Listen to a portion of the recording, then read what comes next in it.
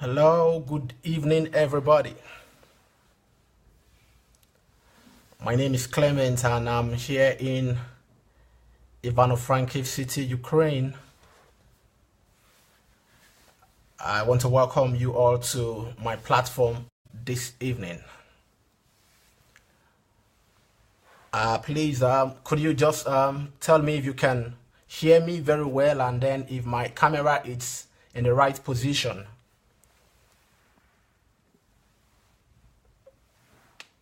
Okay. Yes, my wife is there. Good evening to you. How you doing? Mr. Sunday Agbola, you're welcome on the platform. Good evening to you. I'm glad to have you.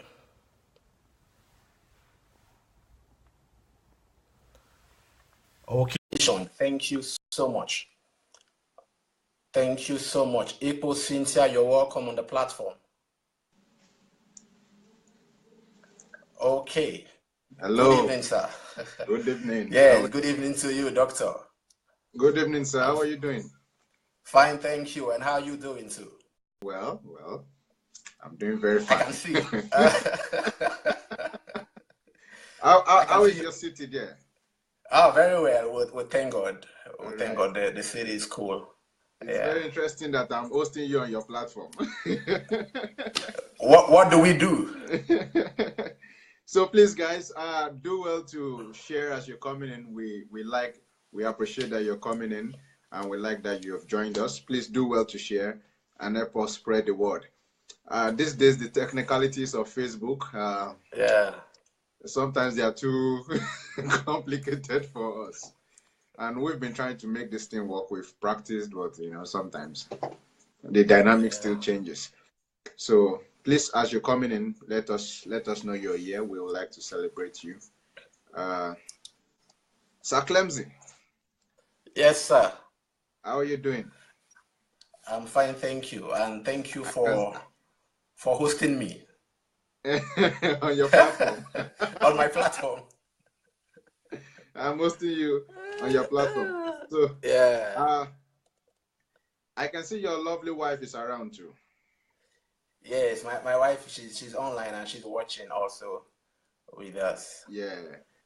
My regards to her. Topsy gift. Cool. I'm hollering at you.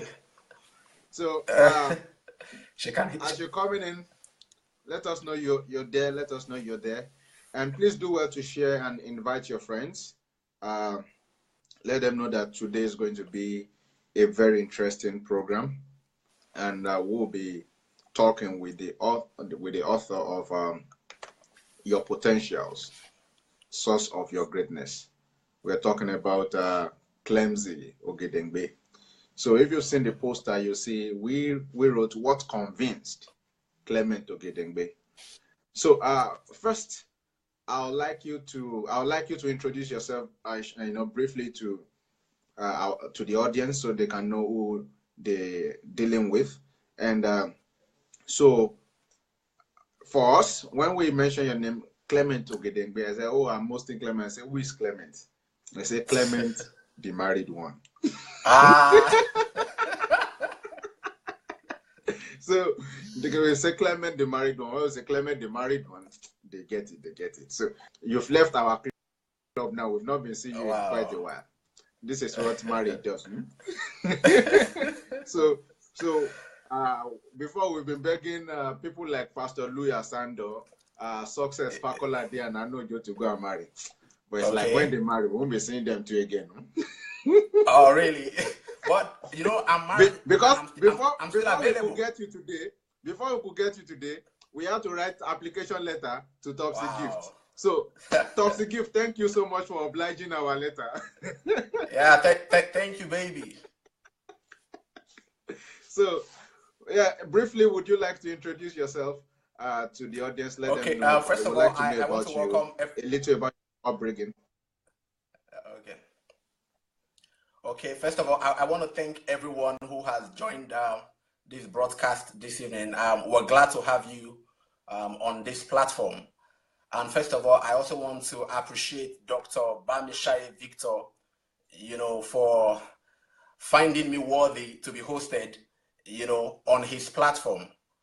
And then when he told me about this program today, this interview, I was kind of excited, that I'm even worthy to be interviewed by the doctor himself. So I want to appreciate Dr. Bamisaye, and I want to appreciate everyone who is watching us right now. My name is Clement Ogedegbe. That's my name. And on Facebook, I go by the name Clement. Well, I'm the author of the book, Your Potentials, the Source of Your Greatness. Your Potentials, the Source of Your Greatness. And a little about me, my upbringing. I'm from Nigeria, and I'm from Delta State, Nigeria, and I'm from a place they call Warri. If you're a Nigerian, you should be familiar with Warri. That's where I'm from. And I actually grew up in Warri. I did my primary and secondary school in Warri. And then after that, I went to University of Port Harcourt, where I had my BSc in human anatomy. And then after that, I came to Ukraine to study medicine. And I'm currently schooling in Ukraine. And in my 5th year of medical school, I'll be done next year. I hope that background information is okay. Yeah, we need to know from the audience. So if you have any question for Clement, please, you can write it in the chat box. We would ask him much later. We have a series of questions for Clement today, as we know him. That's his pet name, Clement. But he's Ogedegbe. And, calling your name has been a challenge, because I'm always adding my own invisible letter N. So I think in Yoruba we have Ogedegbe. So initially I thought you were Yoruba, so I was always calling you Ogedegbe, Mr. Ogedegbe. So, but I saw that like you people call you remixed the original. We remix the name. What do you know they carry last? Eh? When I take the Ogedegbe, they take all become Ogedegbe. But that's all right. It's really good to have you around, and it's really great to know that about you. Yeah. So, thank you. First, I would like to ask you, sir, what were your thoughts leading to publishing this book? As a person who knows you, I know you have, as of 2 years ago, you had at least 4 ready books. So, but you chose to publish Your Potentials, the Source of Your Greatness. First. Number 1, why did you choose that? Number 2, what motivated the book? What was the research? I mean, why did you write that book? What motivated it? Okay, thank you. Very interesting question. I think I'm going to start with the first question, the way it came. As of 2 years ago, I had 4 books written already, and I didn't publish any of them. And the question is, why did I have to publish this one? And in fact, as of 2 years ago, this book was not ready. Now, this book, Your Potentials, the Source of Your Greatness, got ready November last year. Wow. I wrote that book November 2017. And that was the first book I published. And for those who have read the book, they would have found out that the book is not a religious book. It's not a church book. It's a book that anybody, irrespective of their religion, can actually read. Now, the other books that I wrote, 4 of them, were all religious books. And I've been teaching online. I've been teaching on religious topics, for a very long time on Facebook, and I get a lot of people come to listen to me. But then I realized that I'm kind of limited, in the sense that the audience I get when I'm teaching religious stuff are only Christians. Muslims don't want to listen to religious talks. And Buddhists, atheists don't want to listen to religious talks. And even Christians themselves, most of them tend to argue with the topic that you're coming out with. Why? Because even in Christianity, people still understand differently. So I was looking at something that could, be a blessing to not just Christians alone, but also to unbelievers, to the atheists, to Muslims, to Buddhists, and whatever religion you have chosen. And that is why I decided to choose this book. I published this book first. Then, regarding the topic, now that is not to say that I won't publish the other ones. In fact, I have a lot of books to publish, a lot of religious books, and non-religious books to publish. But I came out with this one first for the reason I just gave you.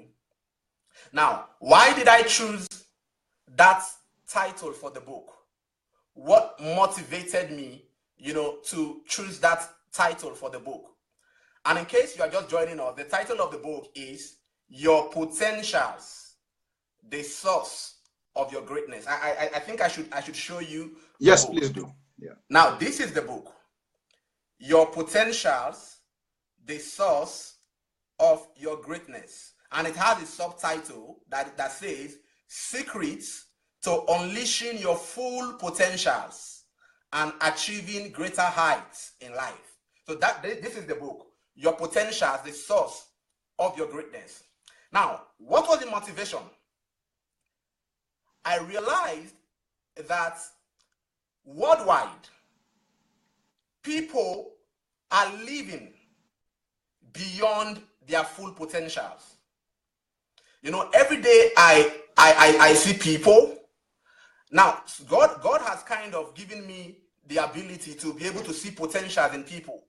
That when I look at people, I see what they don't see about themselves. And so every time I see people, I just feel like this person is living below, his full potentials. In fact, I've even approached people to talk to them, and I told them, see, this is where I'm seeing you. This is what I see you doing. You have the ability to do this. But then they themselves don't even believe what I'm saying. And so that is a gift that God has given to me. So I see people and I recognize, the potentials that they have, that they themselves don't even recognize. And so it breaks my heart when I see people living below their full potentials. And not just, individuals, even nations. I see nations living below their full potentials. Now, I'm from Nigeria, like I said. I look at my country, and I look at some other African countries, and I know that we can be better than, where we are now. We can do better. We have what it takes, to become first world nations. But then, our country people don't seem to understand their potential. And so I said to myself, if I leave this world, if I die without giving out this information, without telling people how to first of all find their true potentials and then maximize that potential, I will be doing a disservice to humanity. I will be depriving the world of the gift that God has given to me. And that is the reason why I decided to choose it. In fact, initially I had a subtitle in mind, and that title was "Don't Die with Your Potentials." That was the original title that came to me when I wanted to write the book. Don't die with your potentials. Now, but then after writing the book, I realized that to make it, holistic, to not restrict it, I had to change the title to Your Potentials, the Source of Your Greatness, of which the chapter 2 of the book is Don't Die with Your Potentials. So the idea is to provoke people to know that they can do more than they are doing already. To tell people that, God has put so much in them that they are not limited in any way if they can just understand, their full potential. So that was how, the book came about. Wow. So when you were looking at people, you saw people who were living below potentials, and to know that everything you see was exogenous. I mean, it's just from your perspective of them. Yeah. It means that you never even you can't see the whole of them, because the whole of them is in them. And even for the little that you can see, they are still living below it. Yes. That's true. That calls for alarm. Yes. That's a cause of concern. So in your estimate, what's the percentage of people that you think are living like this in this world now? That are living below their potentials? In this world now. You know, I don't want to exaggerate. In just your estimate. Yeah. Yes, believe what I want to say now. About 99% of people on the earth are living below their full potentials. 99% of people living today are living below their full potential. And as we continue, I'm going to tell you why I said that. You're going to see, why I came to that, conclusion that 99% of people are living below their full potentials. Wow. So if 99% of people are living below their full potentials, can we assume that everyone has a potential? Especially putting that in the context of your book, the source of your greatness. So are you alluding to the fact that everybody can be great because they have a potential? Okay, beautiful question. And I want to beg everyone that is listening, to pay attention to the point I want to make right now. Now, Dr. Victor just asked me a question. The first question is, does everyone have potential, or this potential is for some selected few? Yeah. And then secondly, can everybody become great in life? Is it possible for everyone to live a successful and a fulfilled life? Now, I'm going to take this question from this angle. Now, I want us to understand that every human being on earth today was created by God, right? And not just that we were created like some of the animals or like plants, we were created in God's own image, in the very likeness of God. So if every human, every Homo sapien is made in the image and the likeness of God, and God himself is an omnipotent God, all-powerful, unlimited ability God, a God that has unlimited potentials. So he is omnipotent, and he has made us after his likeness. That is a proof to you and I that every human being on earth has potentials for greatness. I want to say that again.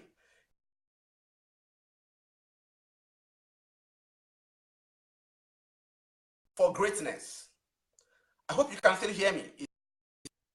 I should take that line again. It was It was frozen, right? Yeah, it was frozen. Okay, now I said that because we were created after the likeness of an omnipotent God, that means that every human being has numerous potentials. And every human being has the potential for greatness. Why? Because our God is a great God, and he has made us after his likeness. So we cannot afford to live lesser than greatness. We cannot afford to live a life of mediocrity. Why? Because we have numerous potentials on our inside. Now, I know most people would say that, well, I thought that greatness was only possible for the people who are born in the United States of America, or the people who were born in Europe. Some people listening to me now who are of African descent would have said to themselves that I don't think that greatness is ever possible with me. Why? Because they are looking at their background. They are looking at where they are coming from. They are looking at their country of origin to determine who is going to be great and who is not going to be great.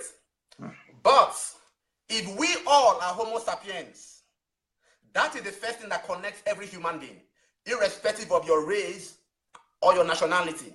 We are all Homo sapiens. In other words, we are all human beings, and we were all made after the likeness of an omnipotent God. And that means that everybody has the potentials for greatness. It is not only those in the US or those in Europe or those in Australia. Every human being, irrespective of background, irrespective of place of birth, irrespective of race and nationality, has the potential for greatness. Wow. I don't know if I answered the question. Yes. And Pastor Adelaja, Pastor Sunday Adelaja, Yeah, he made mention of something, and that was last year, about January last year, 2017. okay. And he was talking about wealth.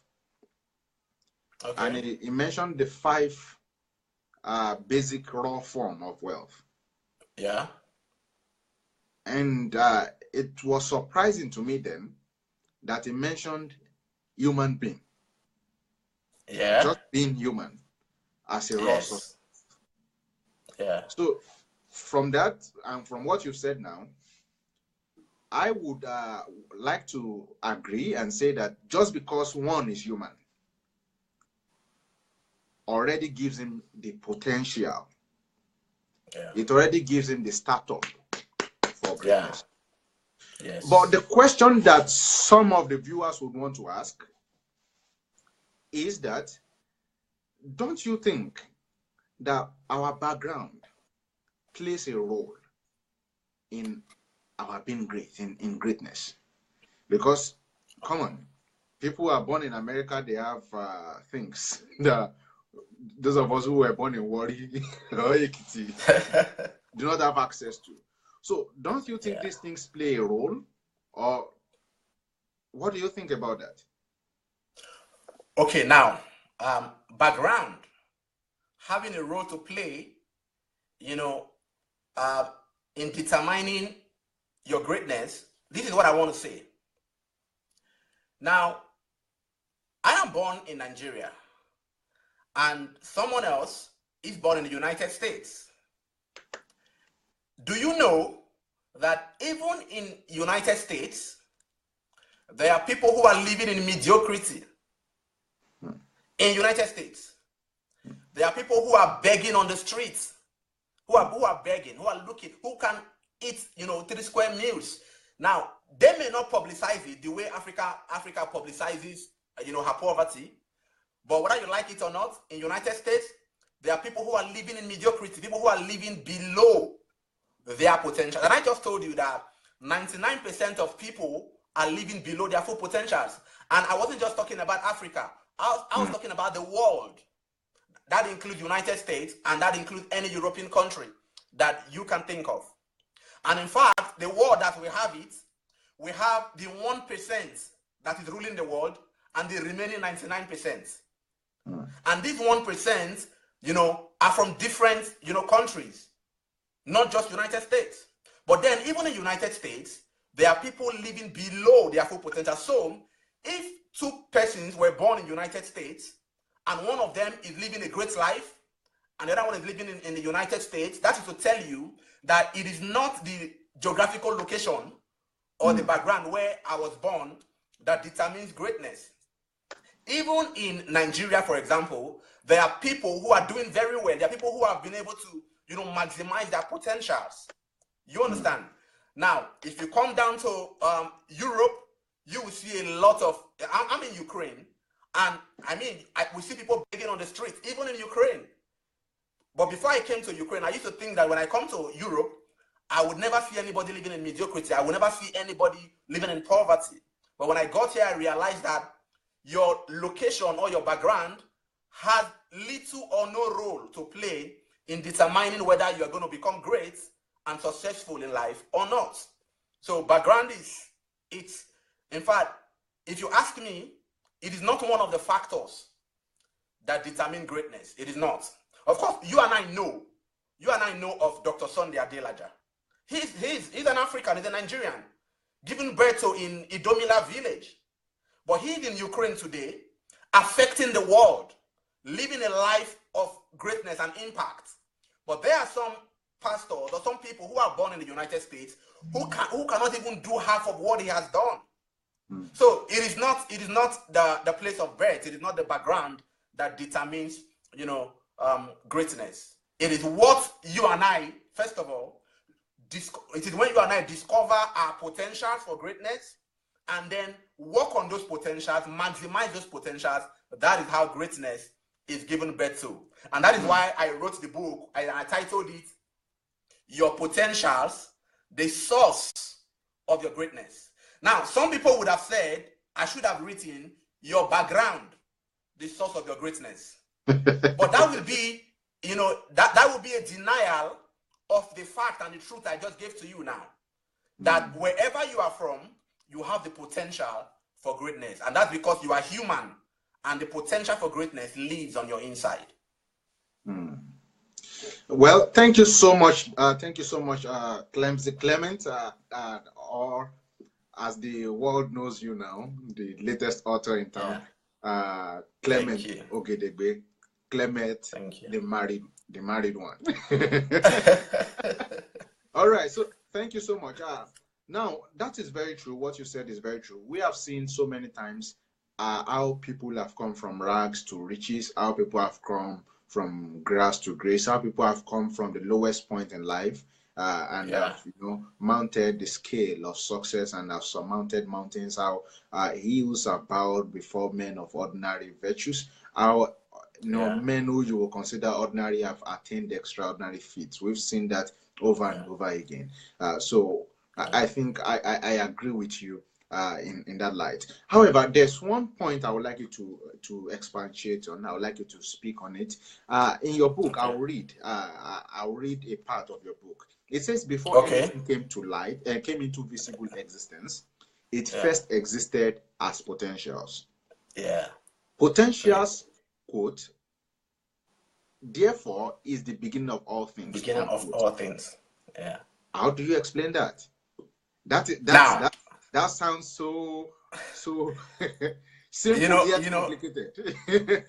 in fact, anybody who ever read that book and saw that line, that potentials is the beginning of all things, that everything started because of potentials, the first thing that comes to mind is how. I mean, how could you say everything started, from potentials? We thought that everything started, that God started everything, right? But when you read the book, you will find out that everything started as potentials, and I'm going to show you how God made the world. Now, I want you to look at the phone you are using right now to watch us. That phone you are holding in your hands to watch us now, or the laptop, are you aware that there was a time when that phone or that laptop was not in existence? I mean, before the producer produced that phone or that laptop, the laptop was not in visible existence, right? Now, but that laptop was already existing inside the inventor or inside the producer. Now, he had not produced it, but it was already there in him as potentials. Again, let us look at the electric bulb, for example, right? Now, there was a time where we didn't have electric bulb. Now, before Thomas Edison came up with the electric bulb, before he invented the electric bulb we're using now, we didn't have the electric bulb. But he had the potential, he had the ability to make that, electric bulb. In other words, if I saw Thomas Edison before he made the electric bulb, I would only see him physically, but I wouldn't know that there was an electric bulb on his inside. Now, in other words, before become visible, they first exist as potentials. They just exist as possibilities. Now, it is when those possibilities or those abilities are recognized and then converted, then we have products. I give you another example. Do you know that for about 18th centuries, we didn't have the aeroplane, right? We didn't have the aeroplane. And man was just transporting with horses, you know. In fact, there was a time man was just walking on foot, and then later man recognized that he could use horses, and then later man recognized that, okay, we can make a, you know, a cart, you know, with a horse, and then later we had a car. But while all that was happening, the potentials to make an aeroplane was already inside of somebody, inside humans already. But humans suffered for so many years without the aeroplane until the Wright brothers converted that potential that was on their inside into an aeroplane. Now, what does that mean? It means that before the aeroplane was invented, it already existed, but not visibly. It already existed inside the inventor. Before the first car was made, car already existed as potential inside the inventor. Now, let me take you back to creation. I want to take you back to creation. Now, you know, in Genesis, the Bible said that in the beginning, God made the heavens and the earth. Now, the question that comes to mind is, before the heavens and the earth were made, where were they? Where was heaven and where was earth before God made the heavens and the earth? Now, heaven and earth was already existing, but only in the form of potentials. And I told you earlier that God is an omnipotent God. So God had heaven and earth on his inside as potentials. And it was when he decided to convert that potential into visible reality that we now had Genesis chapter 1. And then the Bible began to say that in the beginning, God created the heavens and the earth. So, but before the heaven and the earth was created, they already existed inside of God. And that is to tell you. Let me interject. That Okay. would mean even before the beginning began, it existed as a potential. Yes, before the beginning began, it existed as potential.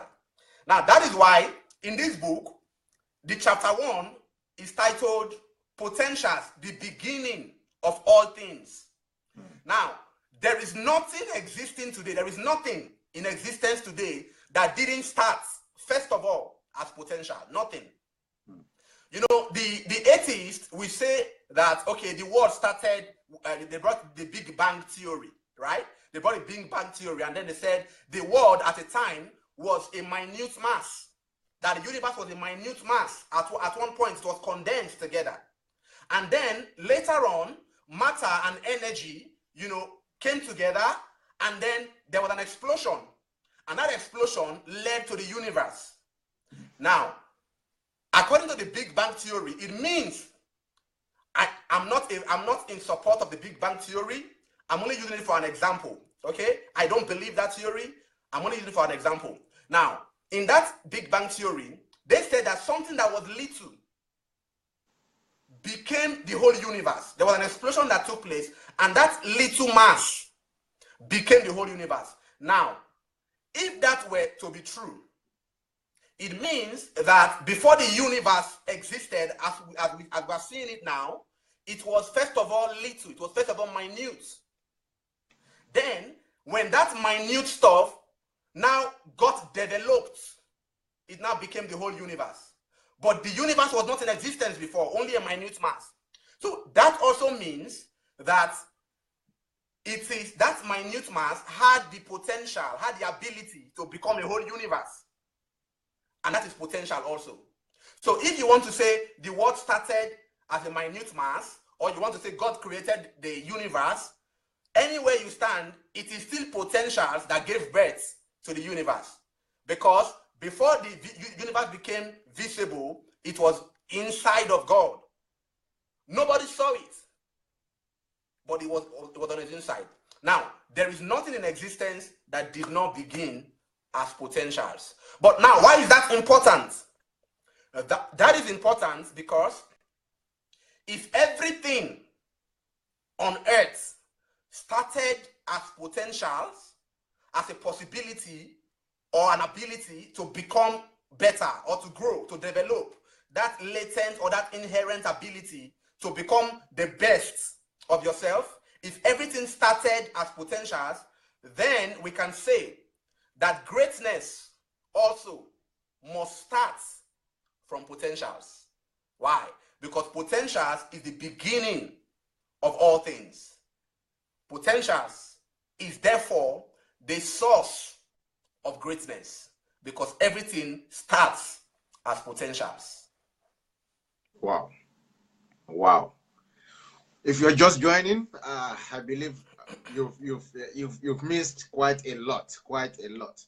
But the good thing is that we still have some time to run today, and we will be talking so much. And with me today is Clement Ogedegbe, the author of Great Potentials, the source of your greatness. Yeah, potentials, the source of your greatness. So, yeah, you can see your potentials, the source of your greatness. So, we are having a very interesting conversation, and we're talking about what convinced Clement Ogedegbe. So, what actually convinced me? Why is he so convinced that your potentials is the source of your greatness? And he's been able to do justice to a few questions. He's been able to tell us why he decided to leave this one out of his plethora of books, and he's been able to answer questions about how people are living, and he's given an estimated statistics of how many people are living and how they are living in relation to the potentials that they do have.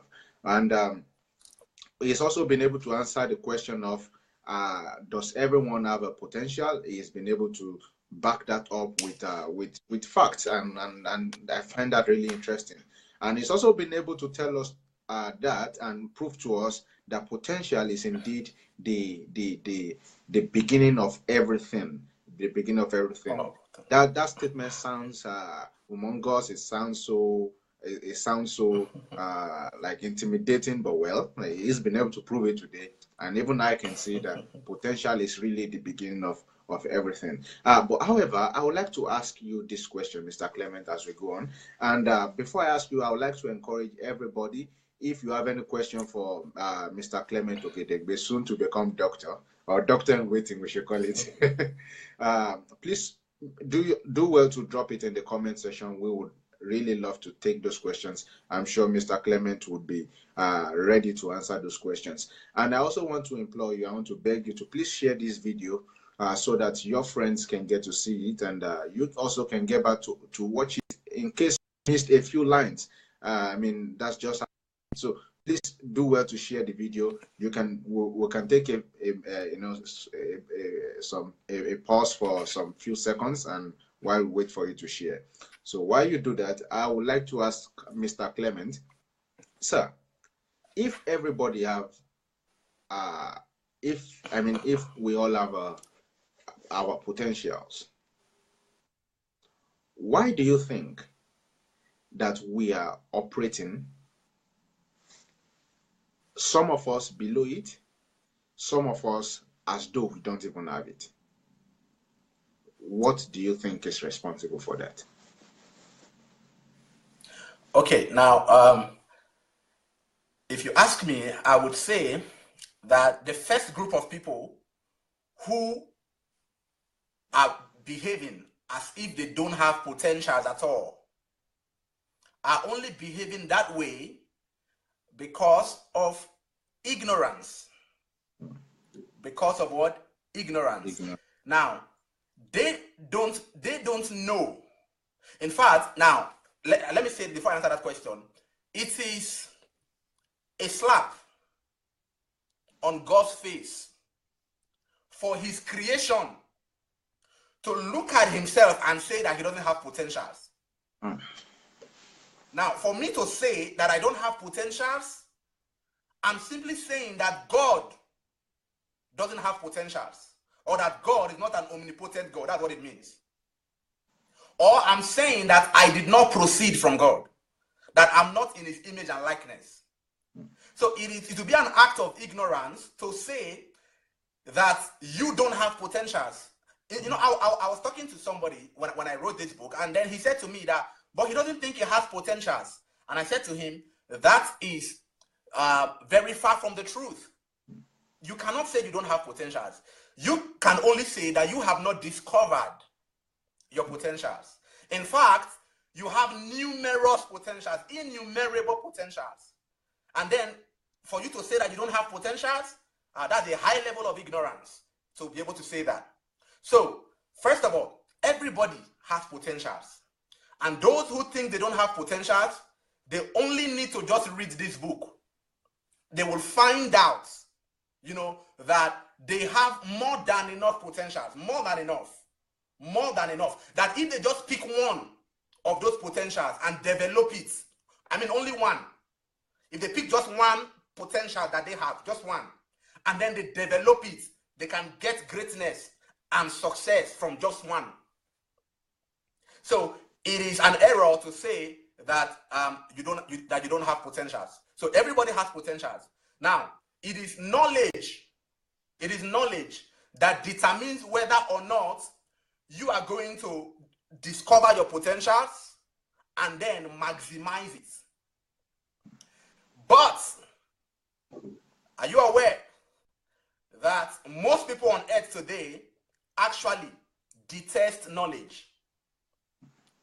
As important as knowledge is,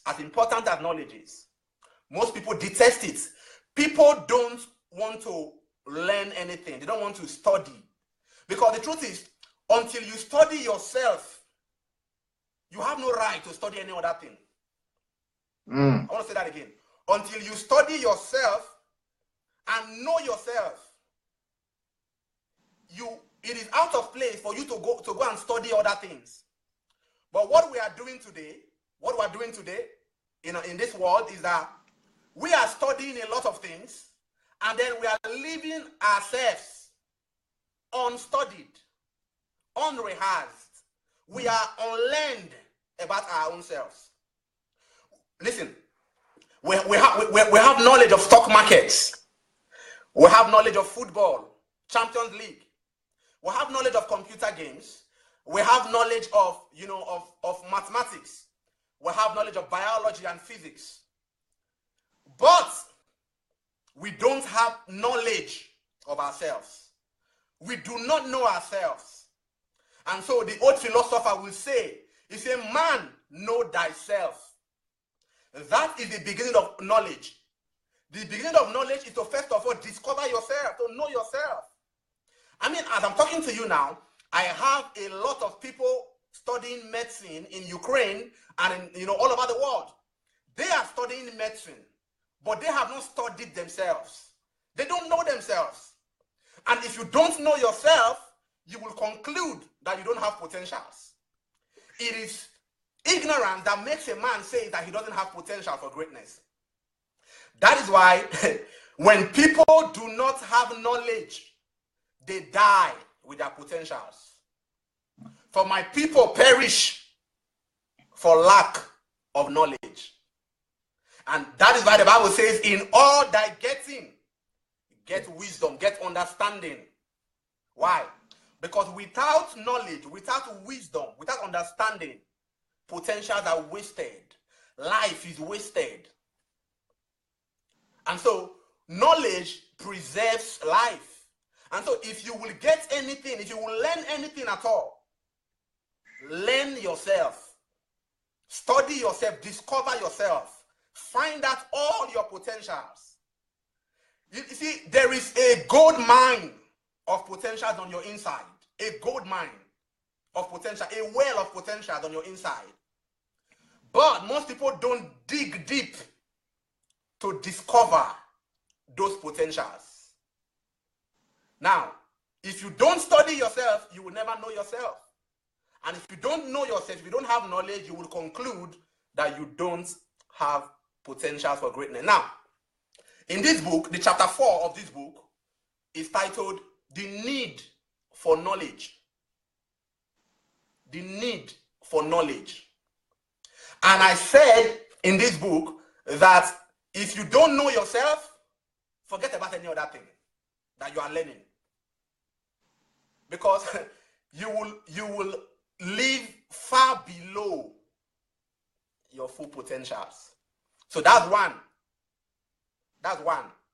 So the reason why people say they don't have potentials is because they don't study themselves. They don't know themselves. They are busy studying other things, chasing career, chasing, a lot of things, money and everything, but they don't study themselves. And so they don't know what they are even capable of. And it saddens my heart to say that today people will go to school, primary, secondary school, university, and graduate from university. And there is no class that talks about how to discover yourself. There is no one class from primary school to university to having master's and PhD. There is no one class that helps you to discover who you are. So what school does to you, school prepares you, for a certificate so that you can go and work for your boss and become a slave, to your boss. Or to just, go and do some things with your life that are not even connected with your purpose and the potential that God has given to you.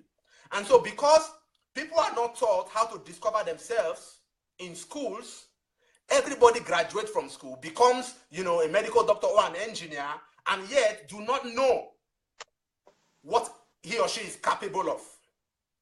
And so when they graduate, they carry certificates with their file, going from one office to another to look for a job. Why? Because they've not discovered themselves. They don't know who they are.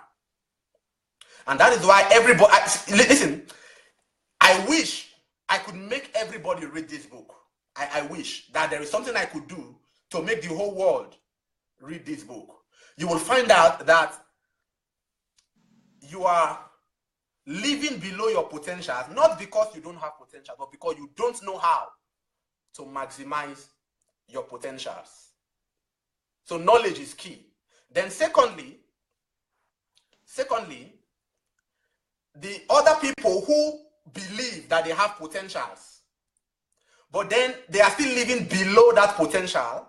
Why is it so? Now, I'm going to mention a few things that, kills potential, that make people not live or maximize their full potentials. Sure. Now, one of them is this. Can you hear me, sir? Yeah, I can hear you. Can you hear me? Yeah, sure, sir. Okay. Now, one of them is disbelief or unbelief in self. They lack what is called self-belief. They know they have potentials. They know that this is not where they should be. They know that they can do better. Right?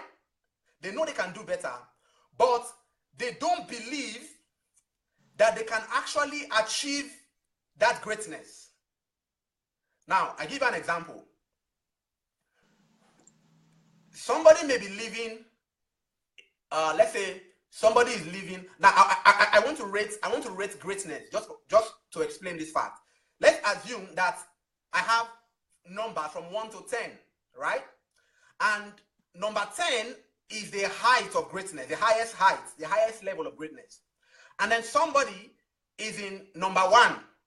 That person is still very far from greatness. Another person is in number 5. That person is still very far from reaching the target. Now, you could apply this to any area of your life. You could apply it to your career, whatever you are. There is always a higher level to reach. There is always, a height to climb. There's always a next level, right? But the reason why people don't get to the next level, even though they have the potential to get there, one, I said, is unbelief in self. Now, what do I mean by unbelief in self? We started by saying that some people have already concluded that because of their background, and because of, their country of origin, that nothing good can come out of them. So they do not believe in themselves. And that lack of self-belief is one thing that kills potentials. That lack of self-belief, is one reason why people are living below their full potentials. You see, I have seen people. Now, I'm in medical school, right? I know about 5 persons. If you hear them sing, if you hear their voice sing, you will wonder, what are these people doing in medical school? You'll be surprised. Now, these same people are looking up to some other great musicians as their idols, and they are saying, "Oh, I wish I was born in the US. I would have been as great as that great musician. I wish I was born in the UK. I would have been as great as that great musician." They don't know that what they have. Now, let me say this. If you don't believe in your potential, if you don't believe in yourself, you start worshiping people that don't even have as much potential as you have. You start looking up to them as idols and as demigods. When what you have is even more than what they have. But because they believed in themselves and took action and went to develop that potential, they were able to achieve greatness with it. But you are here looking at them and saying, "Oh, I wish I was born in America. I would have been as great as that great musician." Or, "I wish I was born in the UK."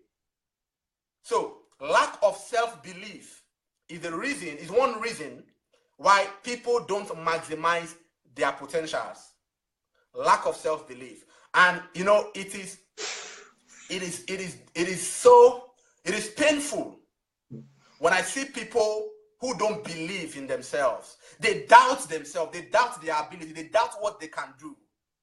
And I look at them, and as I'm looking at them, I'm seeing that they have the potential to do better.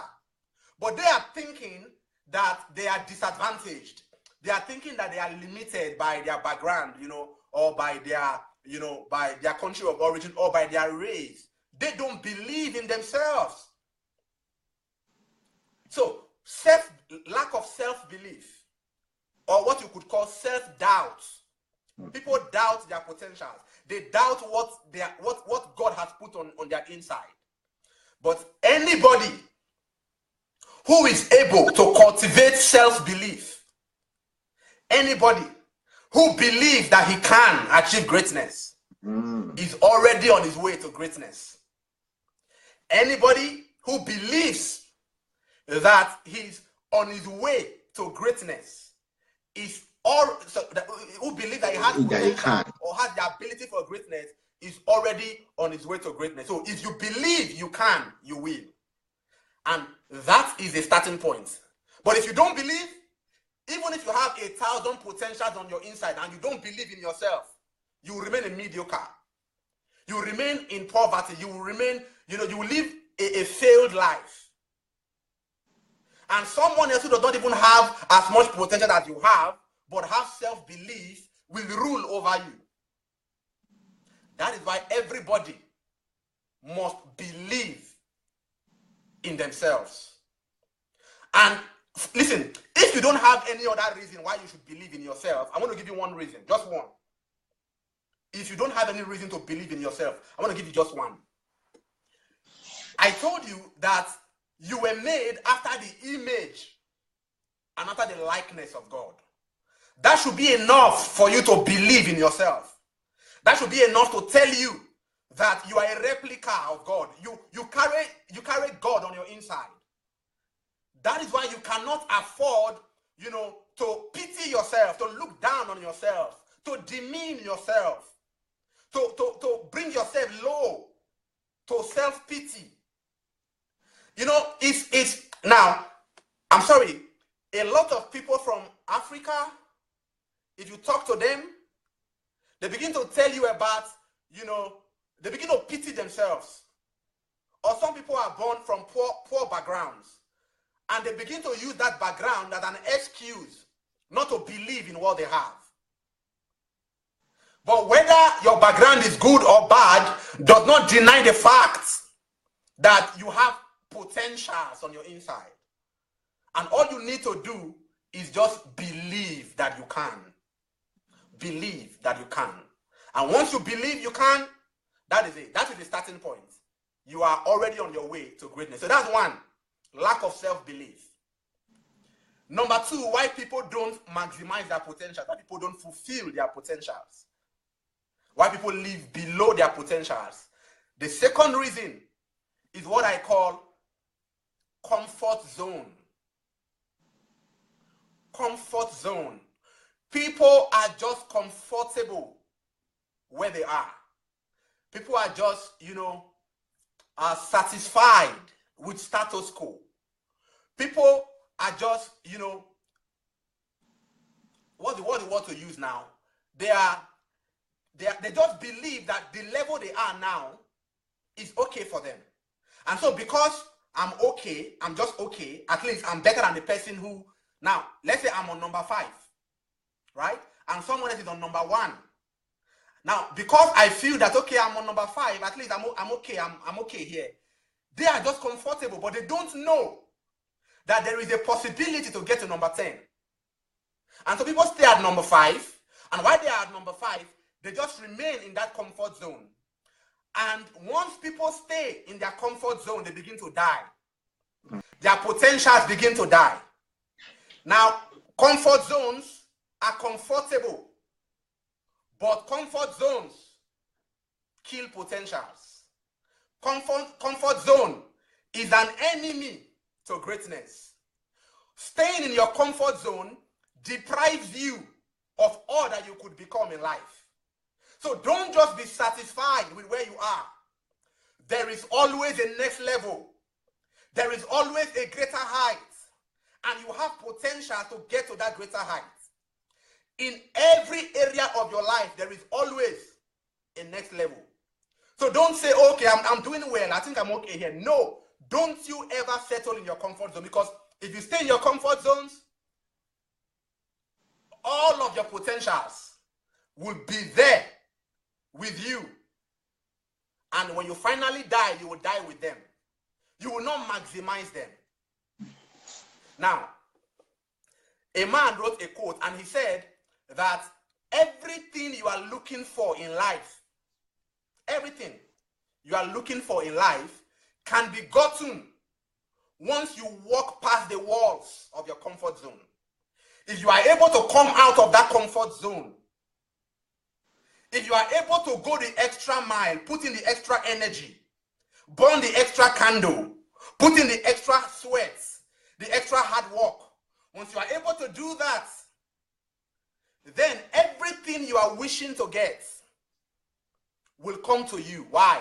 Because everything you are wishing for, everything you are hoping to get are all outside the walls of your comfort zone. So to get them, you need to stretch yourself. You need to work harder. You need to step outside of your comfort.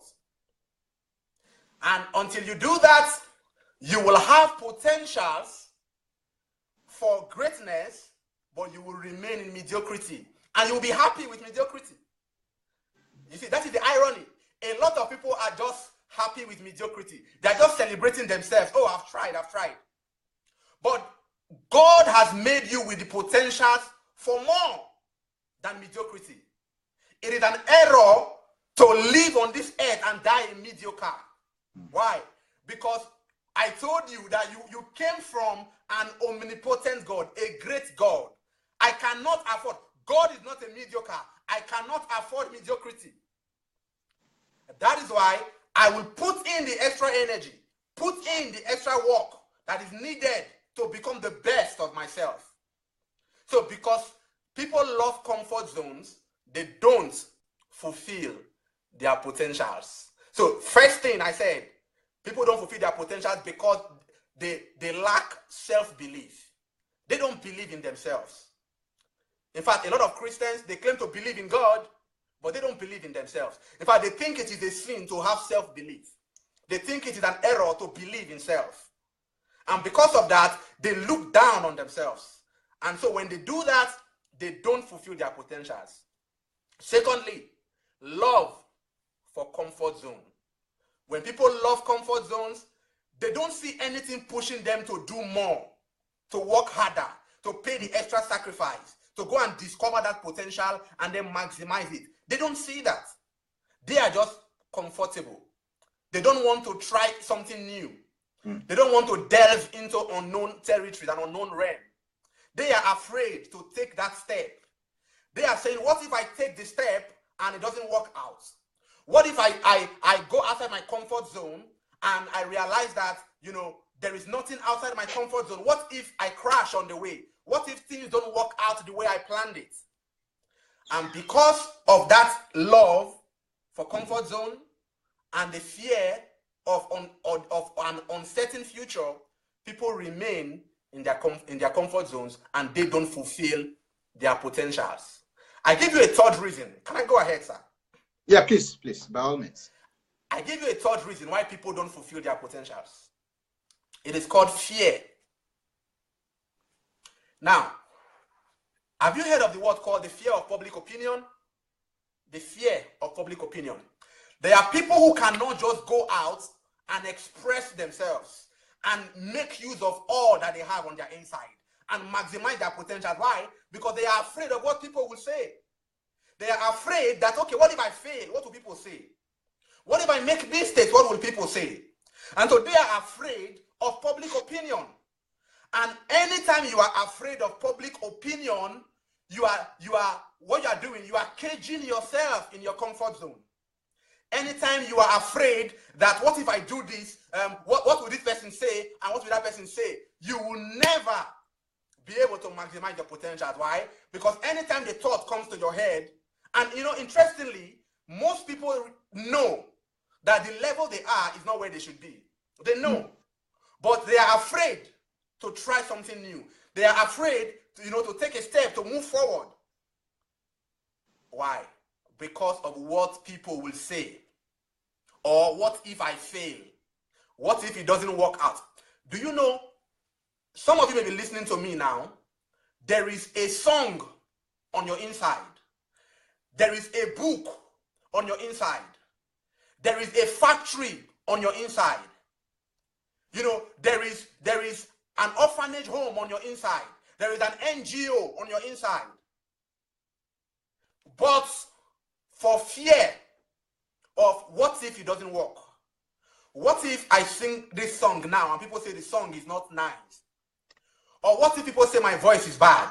What if I write the book and people, say the book is not a best-selling book, or they don't like the book?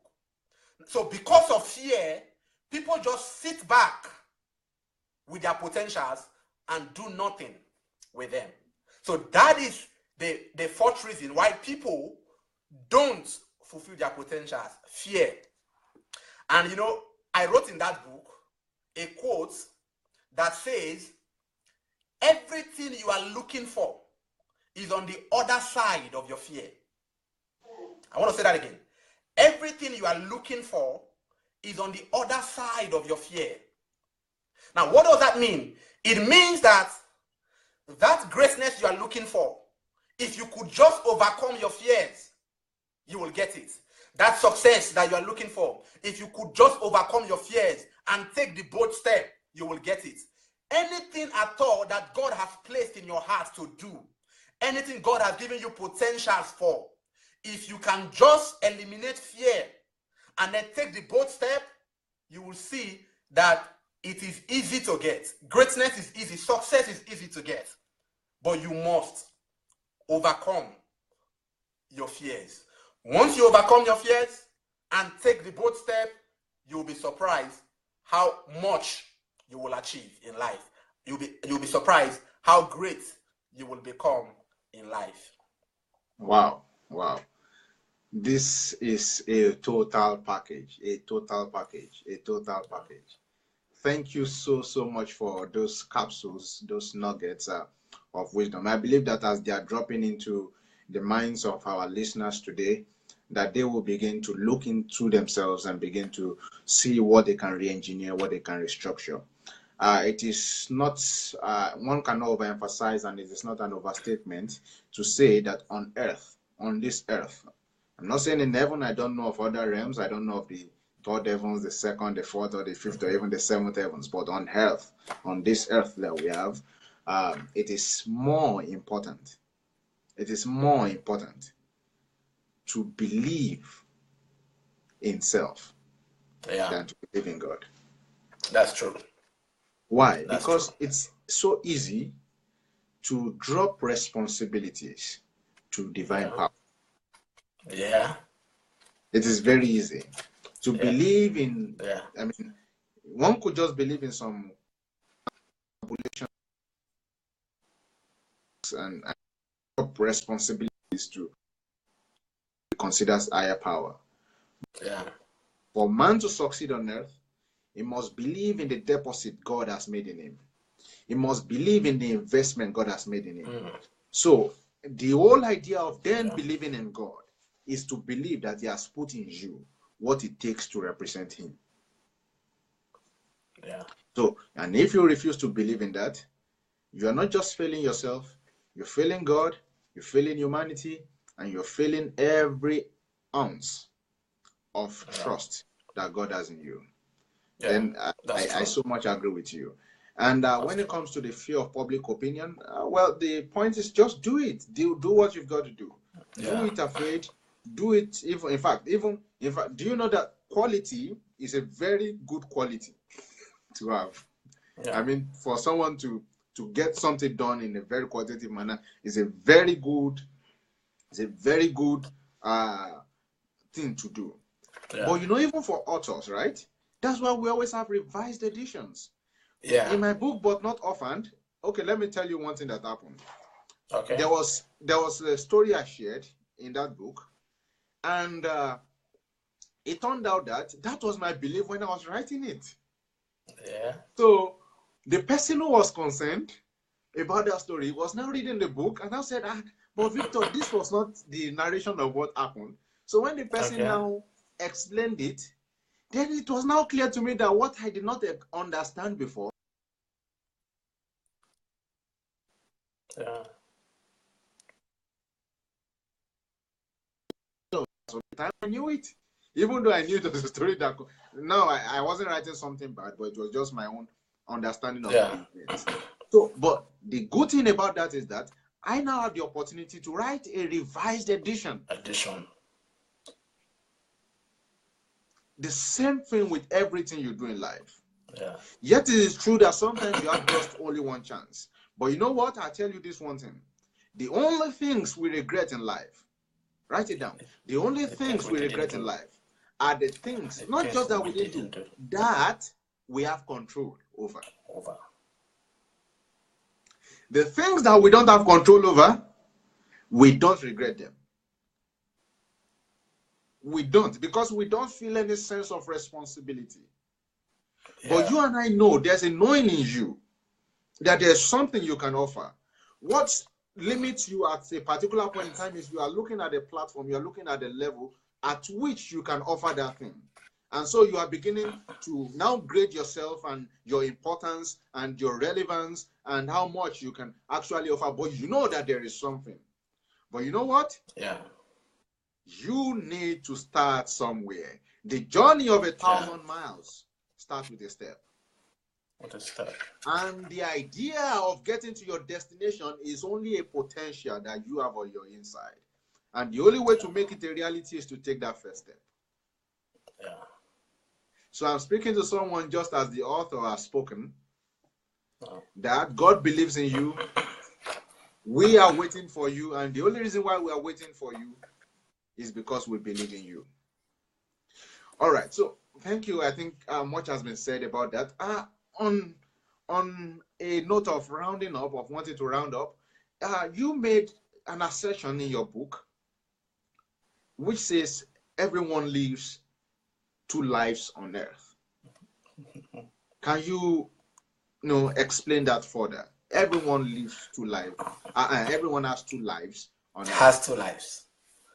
Okay. Now, I know to a lot of people, it will be strange to hear that on earth everyone has two lives. I'm not talking about on earth and in heaven. I mean on earth here, everybody has two lives to live. Now, what do I mean by everybody has two lives? On earth.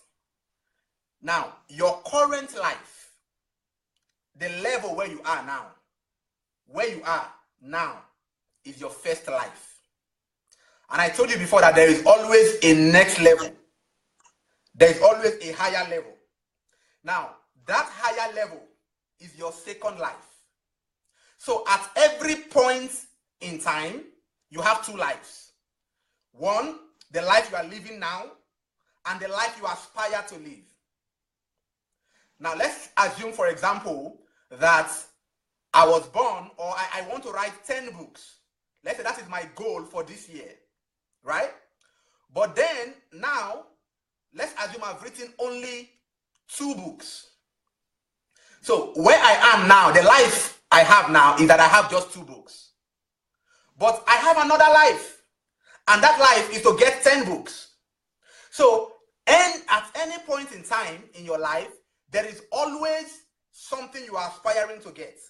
So that thing you are aspiring to get is your second life. And once you get there and you get it, you get that thing, then, now, watch.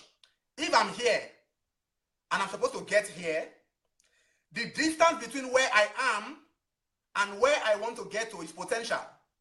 So I have potential to move from here to there, right? But while I'm here, I'm in my first life. When I get here, I'm in my second life.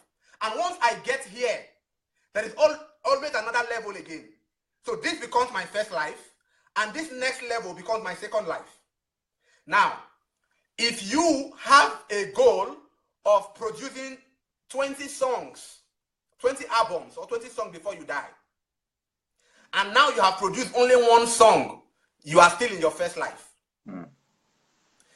When you produce your 20th song, then you have gotten to your second life. And then if you have another goal again, that next goal, that next ambition becomes your second life. But, do you know what? A lot of people die in their first life. They never get to the second life. On earth, they die wishing for the second life. They die hoping for the second life. They sit in their comfort zone in the first life and dream of the second life and dream of greatness, but they never get out of that comfort zone to move to the second life. So people remain in their first life. They don't get to the second life. Why? Some people don't get to the second life because they lack what is called self-discipline. I want to say that again. Most people remain in the first life, in the level where they are, in status quo, and they have all the potentials to get to greatness, which is their second life, to achieve all their aspirations and ambitions. They have all the potentials, but because they lack the self-discipline to move from this level to the next level, they don't get to fulfill or to maximize their potential to get to the second life. And so they die in the first life. That is why the graveyard is the wealthiest place in the world. Why?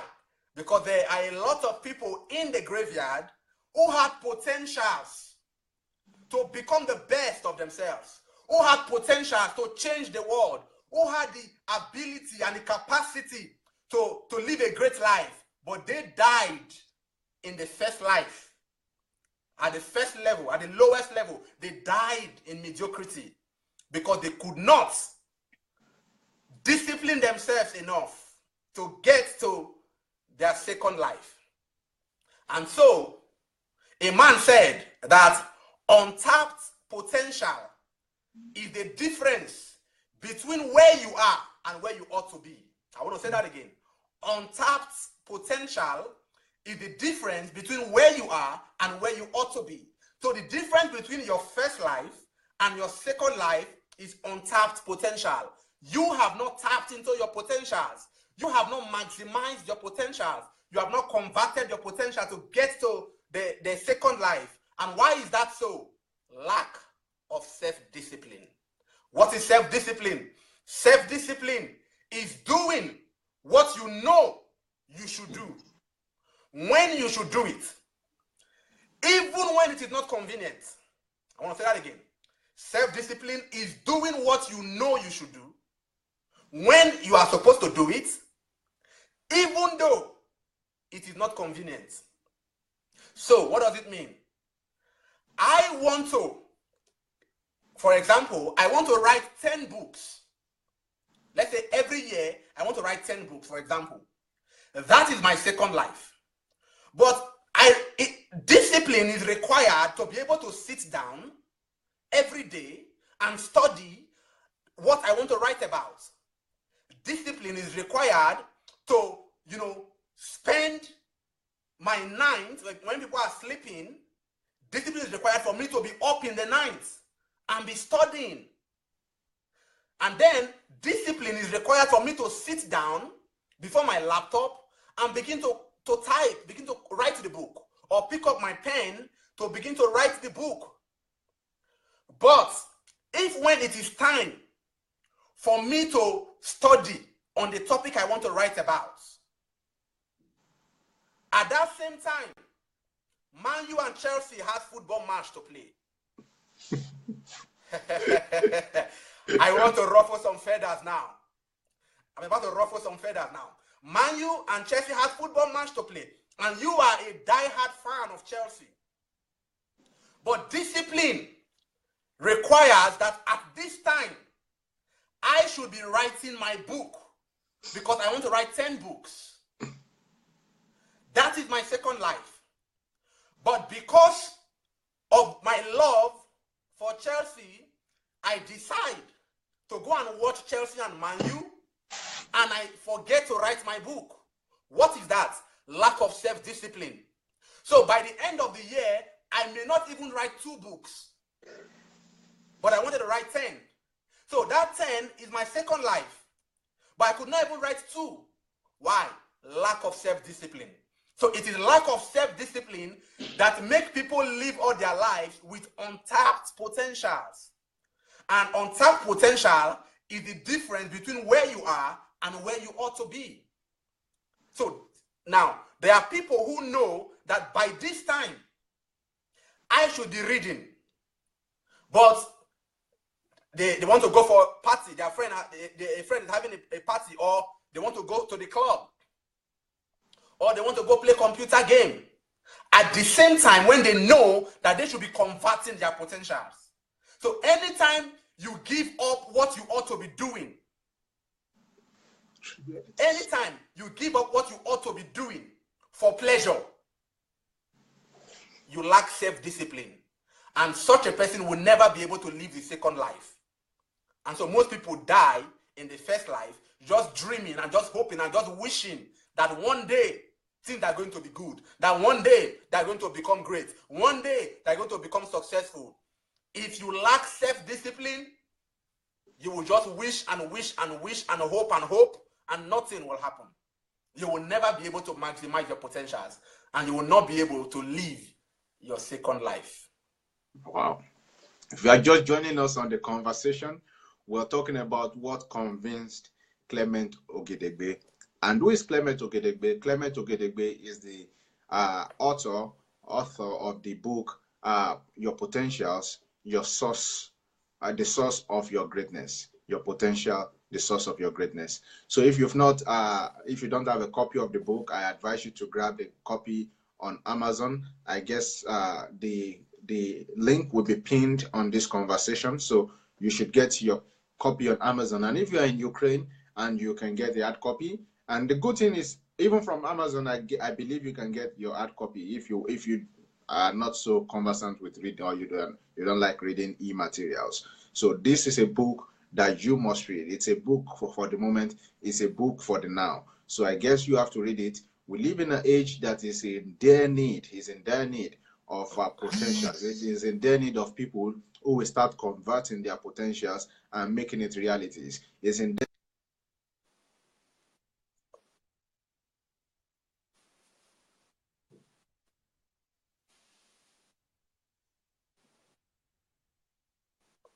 I discovered, as Clement has mentioned it today, is that you see what we know today as formal education is the biggest fraud in this world.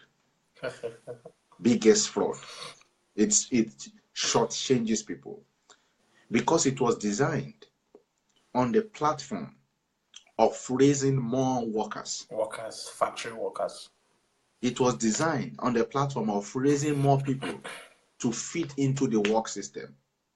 And so that's why today you have a lot of people who are just biomasses, because all they are is they are a spoke in the wheel of the machinery of this world. So the world needs them to survive, but the world offers them nothing apart from taking all of their strength. And when it does take it, after taking it, then the whole concept of retirement is that now you are useless, produce an offspring and let your offspring come in. So you sit down, but those who really understand potentials, they never retire. They never retire. They keep doing what they know to do. There is always the next level. There's always a next life.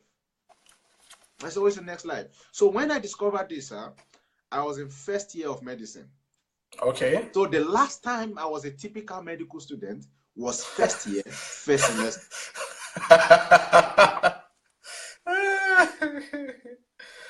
Wow. Now, this will lead me to the final question, because for me, I knew that the kind of life I lived as a medical student, if there were 5 people, and this is not to be braggadocious or to try to show off, but if there were 5 people, I'm sure they would have expelled 4.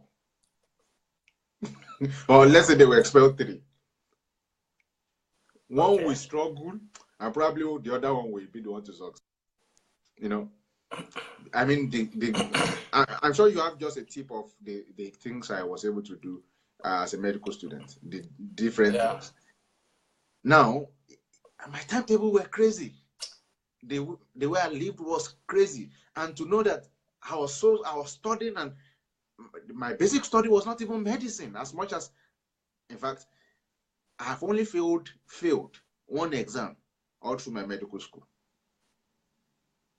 So, and I was still able to succeed that way. But for me, it was because I knew myself. For example, I knew I got to understand that I was an auditory learner, auditory with visual. So I'm not just the guy who books are so boring to me, especially medical books. Yeah. So to learn it, I knew I was this audio and visual guy. So because I knew myself, this was what I did. So from that first year, I was always looking for one person who has done the topic before. Be it someone who is in a senior year or someone who is on my level but has done the topic. So what would have ordinarily taken me, let's say, 3 hours to read, this person explains it in 30 minutes. He explains it within the core of what the teacher concentrated on and what was important, not just the old information. So now by the time I go to take the book, I spend just maybe a maximum of 40 minutes, 1 hour on it, because I have a prior exposure and I know exactly what to look for. So now I've been able to cut 40 minutes, 4 hours to maybe 1.5 hours. So because I knew that I'm an auditory guy, I need to hear someone say this thing. You understand? I need to hear someone say it first. So I also know that I need to look for YouTube videos that have explained this subject. So it helped me cut my study time a lot. And so I was producing more. So I had a lot of time to focus on other things. I was studying other things. And that was the difference between me and a lot of medical students. Because in my first year, I realized that if medicine is all I take out of Ukraine, I am a failure. So, and I always tell my people, I always say it, and I will still say it, that everything that makes us equal does not make us special.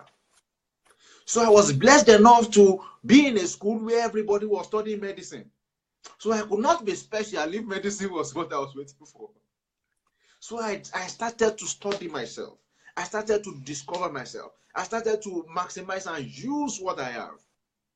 So that was why, anyway, even when I was in first year, anytime I am speaking, even those who are in sixth year, they were in final year, they sit down to listen. I can remember one of the guys who was being looked up to in the school then took me on a stroll. He said, I want us to be friends. Okay. The way you speak, I don't understand. But it was all about what I did with my time and how deeply I studied me. So why am I saying this? I want you to answer a question by someone on this platform. And the question is, how can I study myself? Okay. So, and because we'll be rounding up with that. So after you explain it, I would like you to just have a recap of the things we've talked about so that we can quickly round up this conversation. How can I study myself? Yeah. Okay. Thank you so much. Now, first of all, before I answer that question, this is the book. I know it's showing upside down because of the camera. This is the book that we are talking about. Your Potentials, the Source of Your Greatness. And you can get the book on Amazon, on Okada Books. And if you are in Ukraine, you can also get the book directly from myself or my wife. Now, how do I study myself? Now, let me come from the angle of what you just said about your school. Everybody being in medical school and everybody studying the same thing. And they will spend 6 years of their lives in medical school with a limited knowledge. Because once you graduate from medical school, you are going to meet people from all walks of life. You are going to meet market women, you're going to meet, politicians, you're going to meet all sorts of people. And so you are not going to be discussing medicine with a market woman. You're not going to be discussing medicine with a journalist. So if all that you know is only medicine, your relevance is only within the four walls of a hospital. And that is a limitation. Because, like I said earlier, you have potential for more than enough. You can do far more than just, being limited to medical school. And that brings me to the question of what is called purpose. Every man must first of all discover his purpose. Every man. If you have not discovered your purpose, it doesn't matter how many degrees you get. It doesn't matter how many certificates you have. In my eyes, I see you as somebody who is a failure already. Why? Because every one of us came to this world for a specific purpose. Everybody. Even though we can do many things, but there is a specific purpose for which everybody was created. Now, if you look around you, in your room, everywhere, anything that you see has a purpose. My suit has a purpose. My phone has a specific purpose. My laptop has a purpose. A car has everything has specific purpose. So it will be a failure to come to this earth and do many other things and not do what you were sent here to do. That is why I said it doesn't matter whether you are a doctor or a lawyer or whoever you are, if you don't discover your purpose and fulfill it and maximize it, you are a failure. And you should not be regarded as a great person. Greatness is, to me, I measure greatness by how well a man is able to discover his purpose and then fulfill that purpose. And how can I fulfill my purpose? God has given me all the potentials I need to fulfill my purpose. So to study yourself, you must begin from somewhere. And where is that? You must begin from what is my purpose? Why am I here on this earth? What are the qualities or the potential that God has given me to help me fulfill this my purpose? And so, to study yourself is a lifelong, activity. Because at every point in time, if you are the person who if you explore yourself, you will always discover a new part of you. For example, when you buy a phone for the first time, you don't get to know what all the keys are for. because the first time you are buying the phone. There are certain things inside that phone that you don't know until you start using the phone.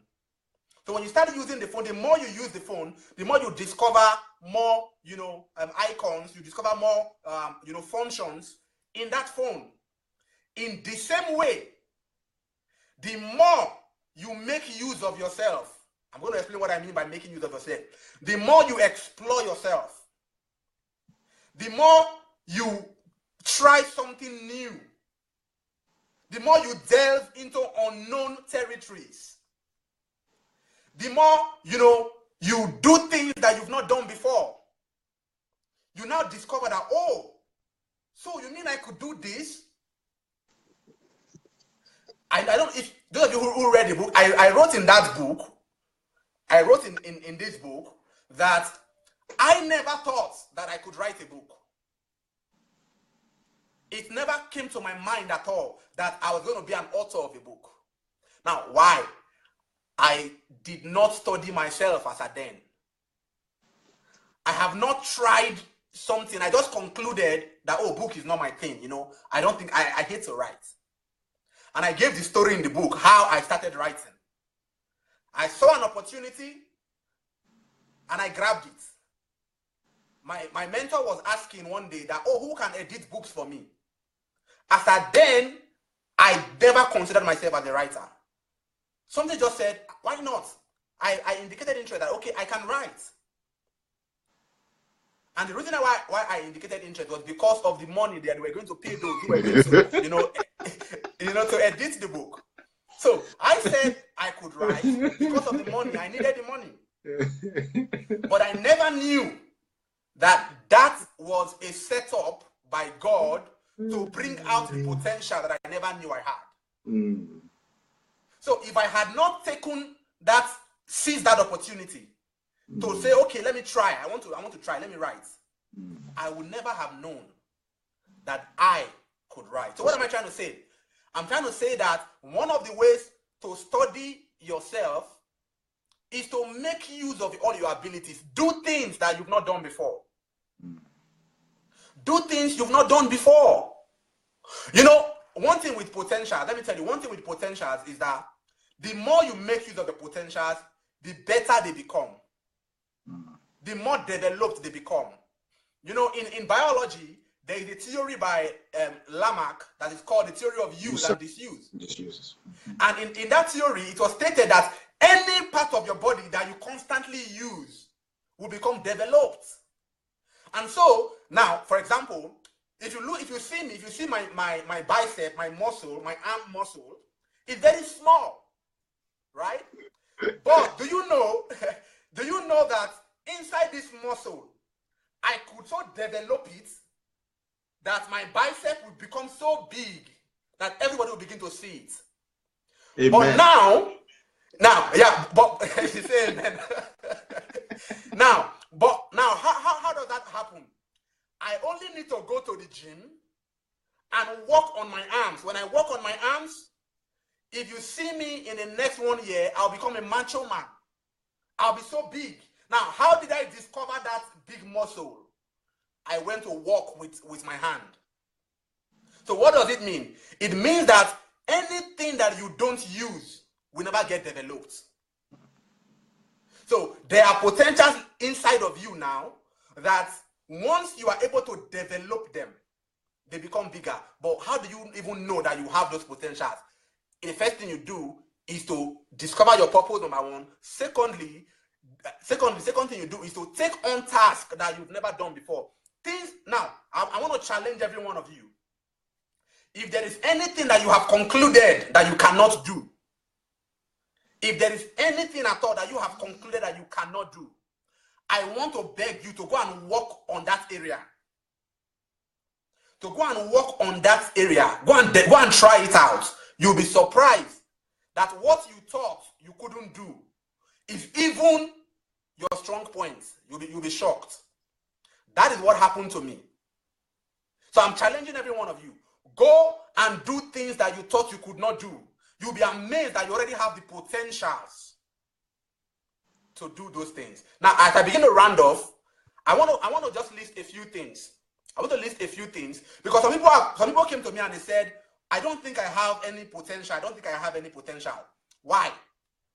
Because our society has deceived us into thinking that potentials only means when you know how to sing or when you know how to dance.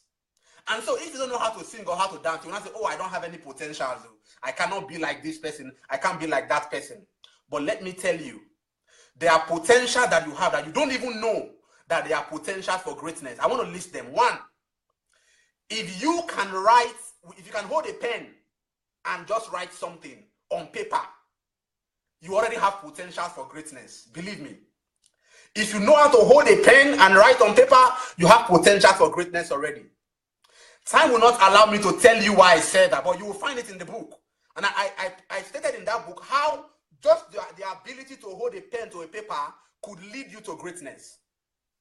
Again, I wrote in that book, just your ability to type on the laptop, that you can type on a keypad, that you can type on the phone, is already a potential for greatness.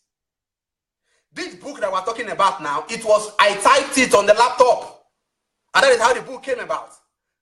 Now, if you have eyes and you can see, that is already a potential for greatness. Even if you don't know how to sing, don't know how to dance, but you can see with your eyes, that is the potential for greatness. Why? Because with these eyes, now, Dr. Victor was talking about that he's a visual guy and he's an audio guy. How did he learn? By seeing and by hearing. So if you have ears and you have eyes, there are enough potentials for you to become great in life. There are enough. If you can talk like I'm talking now, that is enough potential for greatness. What does Oprah Winfrey do? Talk show. What does the other guy, Harvey, what's his name now? There's another Steve guy. Harvey. Steve Harvey. They just talk. And the world is celebrating them just by talking. So if you can talk, you can hear, you have eyes, you can write, there are enough potentials.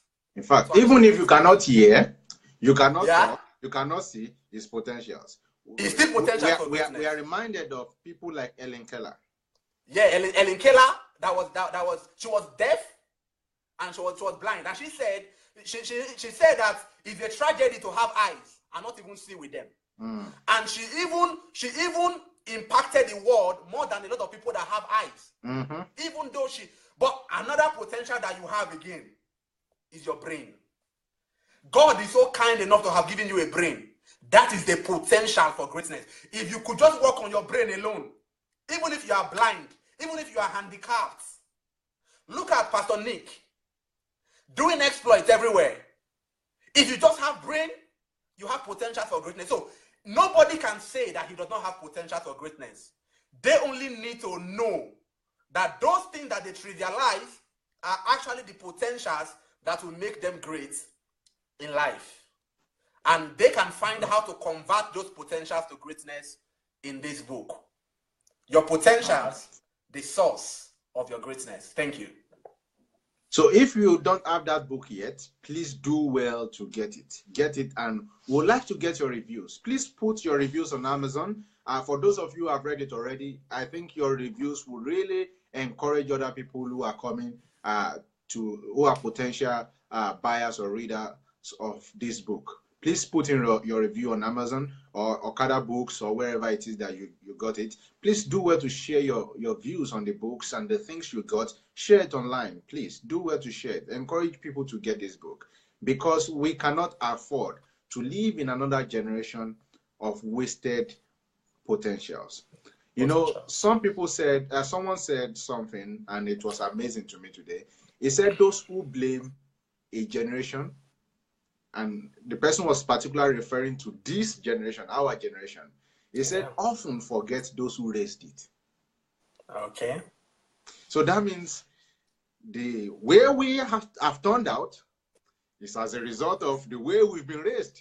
And some people raised us in a certain way. So you have the responsibility to raise a generation now. And it matters what you do with your timeline. I read something today and it also struck a chord. Someone said your timeline could be someone else's lifeline. So that's true.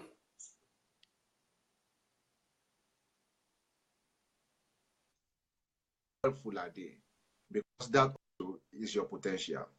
And I would like to drop this on a very last minute and on an eschatological note as we round up, that greatness lies in service. True greatness lies in service.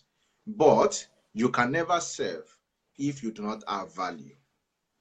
Again, nothing is valued until it is valuable, nor valuable until it is valued. I take that again. Nothing is valued until it is valuable, nor valuable until it is valued. So that means that potential you have in you, until we can value it, until we can evaluate it, we cannot be sure it is valuable. And until it is valuable to us, we won't value it. But the way to make us evaluate it and make us value it, the way to make it valuable to us, is by the time you discover it, put it to work, and use it to serve humanity. And that is where your greatness lies. And that's why the author has written that your potentials are the source of your greatness, because it is what you have that you can use to serve. So thank you everyone for joining us today. Dr. Clement Ogedegbe, thank you so much for sharing your views with us and telling us what convinced you and that our potential is the source of our greatness. So thank you so much, sir. Thank you so much. And I would like to encourage Thank you everybody. for hosting me. You're welcome, sir. Please do well to share this video so that your friends can see it, so that even you can go back to check some of the lines. You know, Dr. Clement has dropped so many punchlines today. So please do well to share it, and you will have it on your timeline. And we can spread the word together. Thank you so much, and we hope to see you next time on a very different topic. And I believe this is not the last time we are going to see. So, Dr. Clement, I hope when we call you again, we would have you around. I'm always available, sir. Thank you so much for having me. Thank you, sir. So please have a good time. Thank you everyone for joining. Yeah. All right. Thank you, everyone. So we couldn't go through the comments, but we acknowledge them, we see them, and after the program, I'm sure we will go through them again. And yeah, so let's call it a night, and we hope to see you very soon. Good night, everyone. Okay. Yeah, good night. Thank you, everyone. Bye.